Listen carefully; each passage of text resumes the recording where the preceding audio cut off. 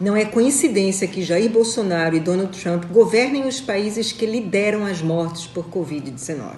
Separados ao nascer, eles mantêm atitudes gêmeas na pandemia. Apesar disso, colhem resultados que podem precipitar o fim do mandato de um nas eleições americanas de novembro e manter a continuidade do outro. Vamos conhecer as convergências para depois entender por que a trajetória deles pode se bifurcar. Trump conseguiu superar Bolsonaro, de quem é sócio na cloroquina, ao receitar desinfetante para a Covid-19, alternativa mais danosa do que o vermífugo prescrito pelo ministro astronauta com aval do presidente brasileiro. Bolsonaro, em compensação, destratou seu ministro da Saúde, Luiz Henrique Mandetta, como Trump jamais o fez com o principal conselheiro da epidemia na Casa Branca. E quanto à China, seguiram rotas paralelas. Ambos acusaram tanto a China quanto a Organização Mundial de Saúde. Para aí que tem mais tópicos na lista.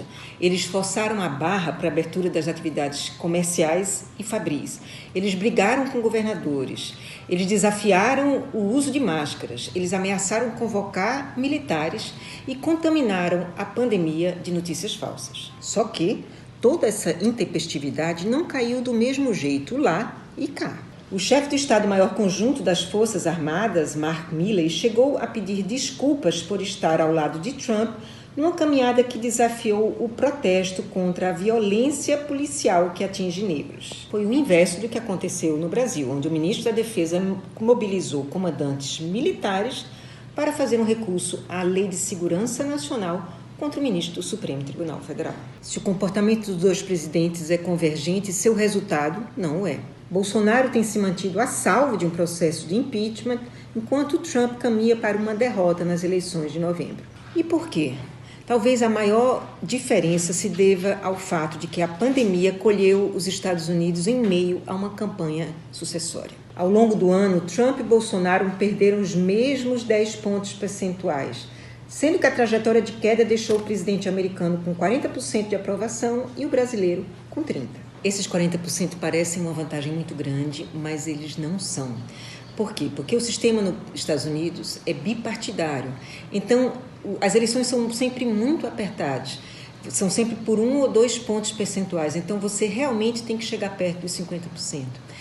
Já aqui no Brasil, não, o sistema é diferente, é um sistema multipartidário e multifragmentário. Então, esses 30% que o Bolsonaro tem mantido é uma reserva de apoio que não apenas mantém sua popularidade, como também mantém sua competitividade para as eleições de 2022. E o que tem mantido essa competitividade eleitoral do Bolsonaro é esse auxílio emergencial dos R$600. O Trump fez uma coisa parecida, aliás, fez até com muito mais dinheiro, mas não tem colhido o mesmo benefício. E por quê? Uma explicação é que as identidades partidárias nos Estados Unidos são bem definidas. Então, esse tipo de política pública sempre foi de iniciativa do Partido Democrata, do adversário do presidente Trump, o Joe Biden. Então, é a ele que esse auxílio lá está beneficiando. Então, enquanto aqui no Brasil a coisa é diferente. Por mais que os partidos de oposição liderem a discussão, como foi o caso nesse auxílio emergencial, foi a oposição que colocou o valor nesse patamar, a política pública acaba sempre beneficiando quem está no governo, no caso, o presidente Bolsonaro. O problema é que essa ajuda não vai poder se manter indefinidamente.